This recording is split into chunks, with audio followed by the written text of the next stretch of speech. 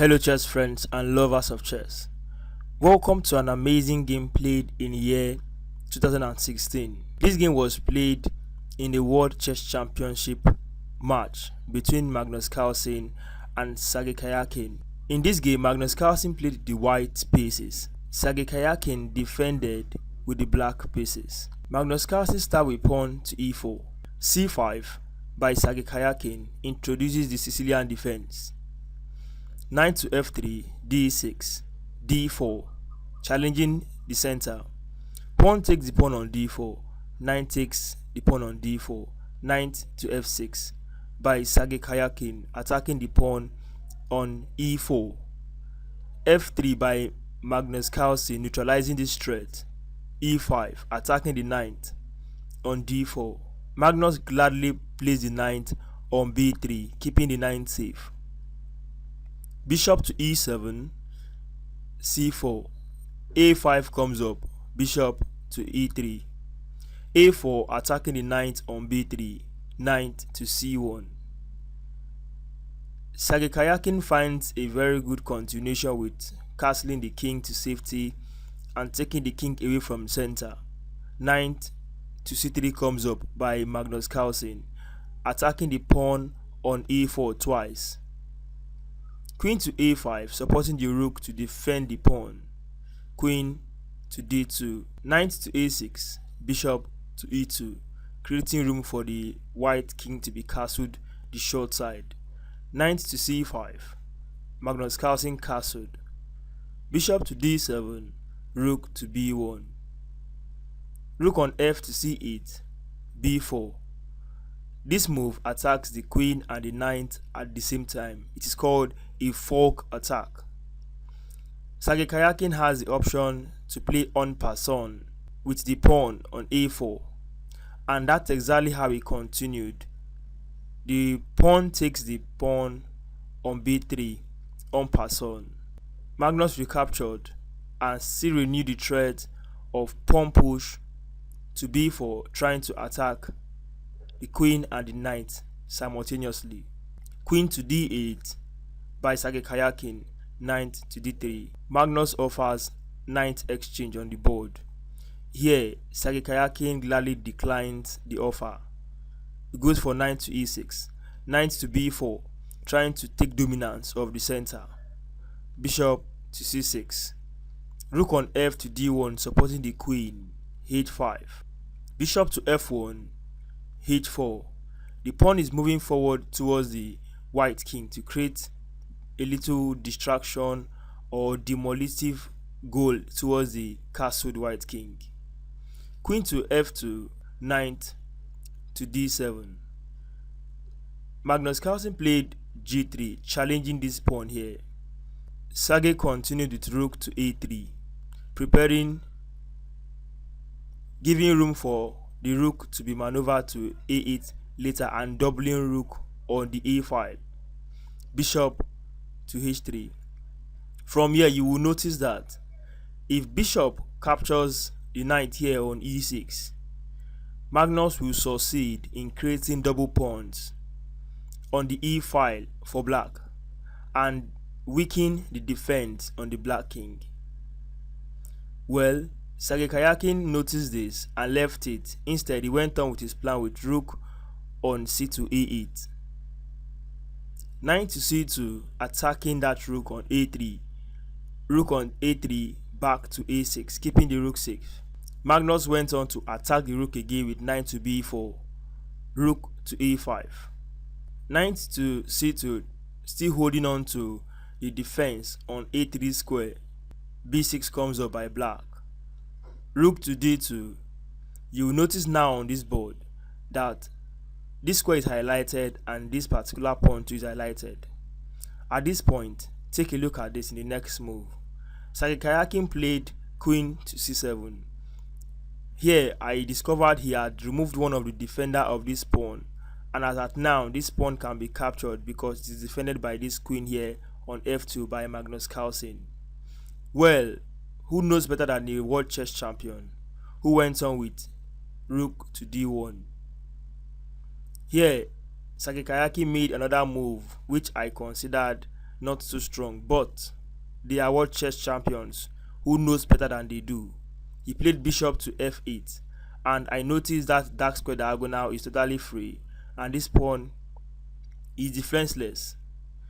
Well, it's at this moment Magnus Carlsen noticed it is the right time to capture this pawn on h4 and captured the pawn on h4.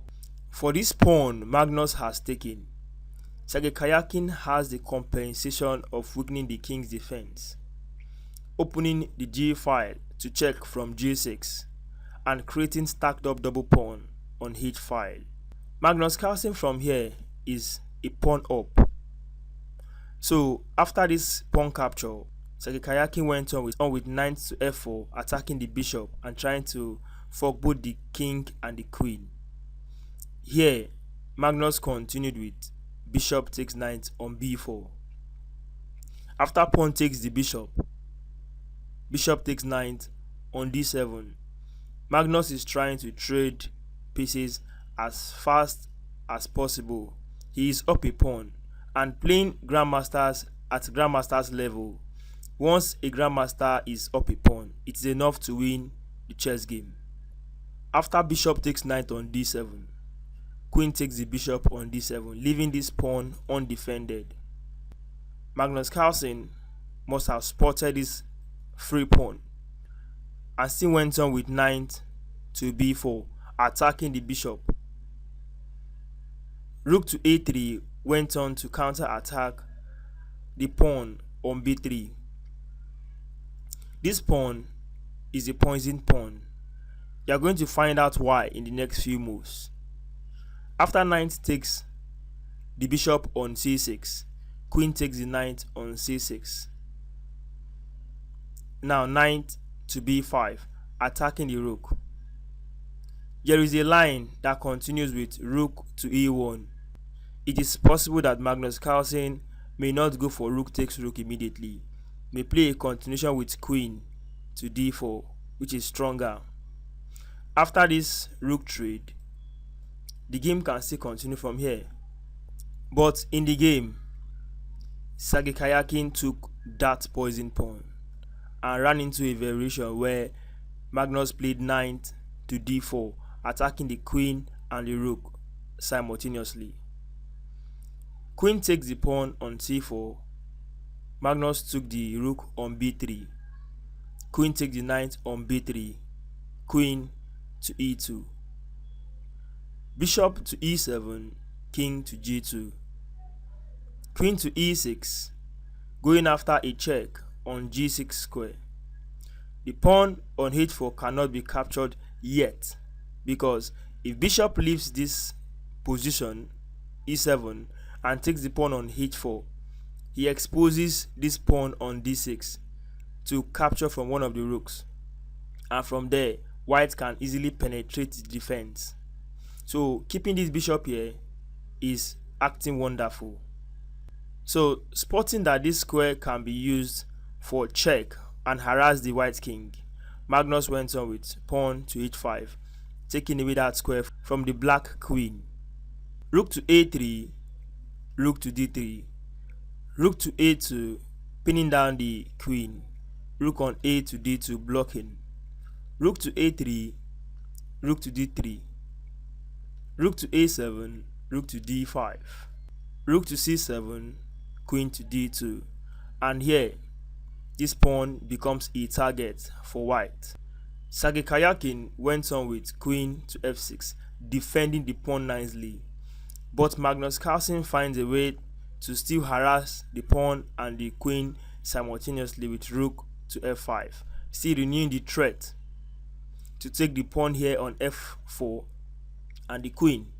Well, the queen must be saved because at this critical level, Sergey Karjakin needs his queen to fight well against Magnus Carlsen queen also.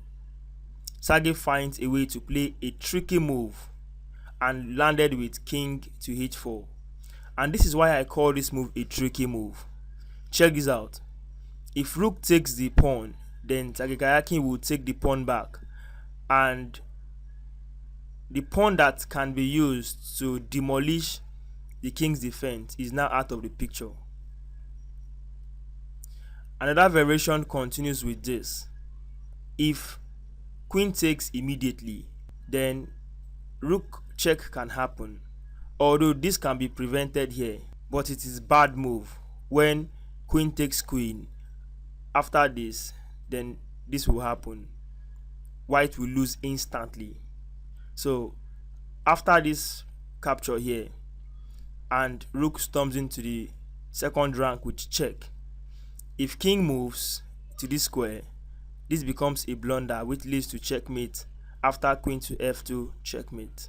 Then after this check and white goes for the safest move, king to h1, then queen comes into f2, preparing a sort of checkmate on this particular second rank. So after queen to h4, Magnus Carlsen did not go for capturing this pawn immediately, either with the rook or with the queen. He decided to kick this rook away from this particular open file and played rook to c1 instead. Asking black, would you love to exchange rook at this stage? Black said no and went on with rook to a7, still renewing the threat of coming to second rank and harass the king, the white king. Magnus said, okay, this is the right time to capture this pawn, and played queen takes the pawn on f4. This move opens up the second rank for the rook to storm in, and rook comes in into play with rook to a2 check, harassing the king. King to f1 will lead to queen to f2 checkmate immediately. King to g1 will lead to queen check, king moves, and queen to g2 check immediately. So after this, after rook to a2 check, Magnus went on with king to h1, which is the safest move at this moment. Well, Sergey Karjakin renewed the threat of checkmate with queen to f2 and threatening checkmate on g2 square. From this position, checkmate can be avoided. Feel free to pause this video and look for the move that ushers in the winning variation for Magnus Carlsen, who was the reigning world chess champion in 2016, who needs to defend his title, while I give you a couple of seconds.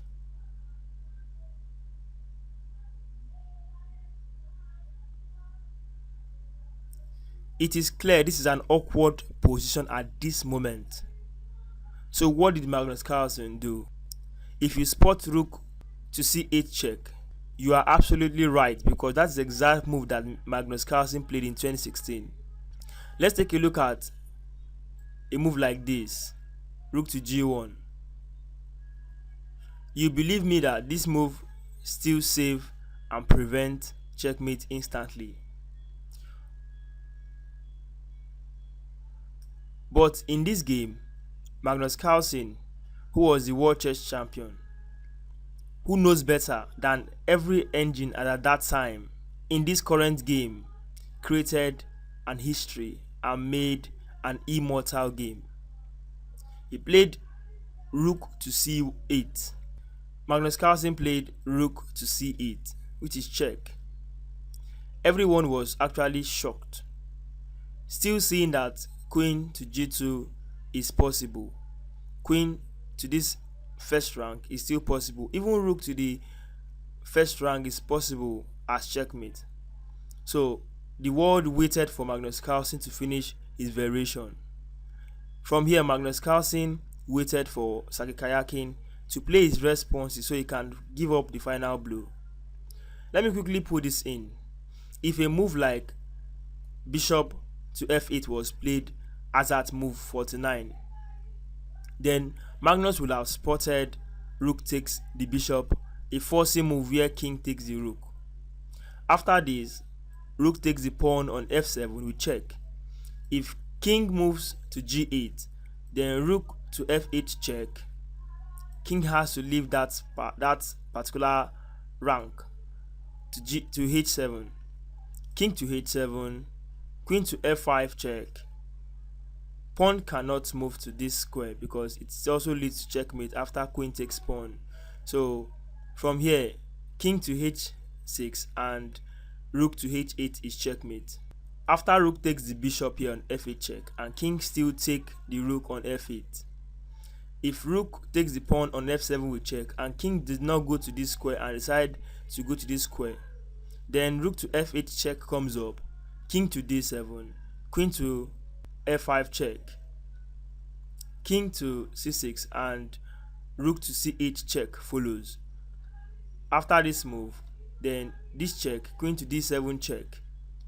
After this move, king to a8, then rook to a8 checkmate is possible. Although from here, after rook to f8 check comes up, king to d7, if queen to f7 check follows immediately, then we have this variation, king to c6.